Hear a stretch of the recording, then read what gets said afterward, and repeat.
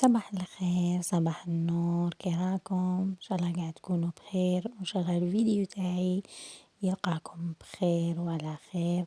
وصبحت عليكم بهذا الفيديو راحة نفسية.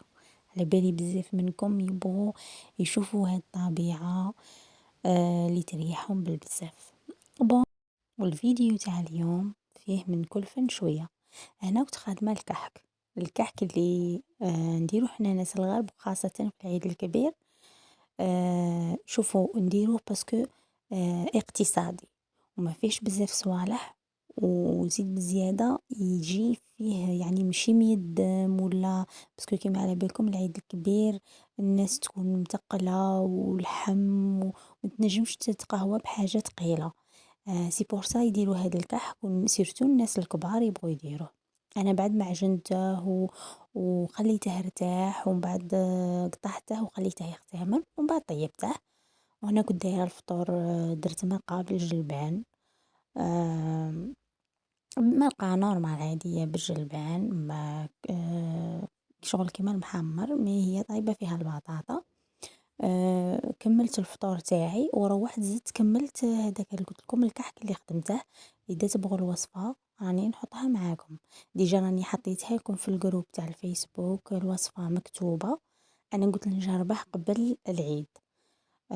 شوفوا خرج لي بعد ما طيبته محمر بالبزاف، شباب خفيف طري بنين. ما نحكي لكمش.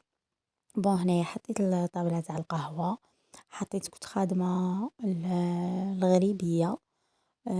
كيما على بالكم قلت لكم في العيد الكبير كاين الناس يديروا حاجة خفيفة في الكاطو، ماشي كيما العيد الصغير نديروا غريبية نديروا الكحك. كاين اللي يديروا تاني البقلاوة ويديروا المقروض. انا نهضر لكم على الناس الغرب. هنا كنت دايرة تاني معجون تاع السيترون تاع الليمون، قشور الليمون، المربى تاع معجون تاع عفوا تاع قشور الليمون، تاني يجي بزاف بنين. على بالي بلي مع قهوة العصر واحد القهوة الله الله تحطيها تردي راسك.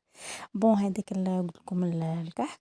بون، نحط لكم الوصفة نخدمها معكم، ماشي مشكل، بس كنت جربت وصفة جديدة كنت نخدمها بوصفة واحدة أخرى، وعاود بدلت المرة هذه. قلت لكم جاتني محمرة خفيفة بنينة بالنسبة للناس اللي تبغيه. ان شاء الله نحط لكم الوصفة اذا تبغوها هي، واي حاجة تبغوها تقدروا تخلوا لي في التعليقات ونخدمها مع خواتاتي. تهلاو لي في رواحكم، سلام.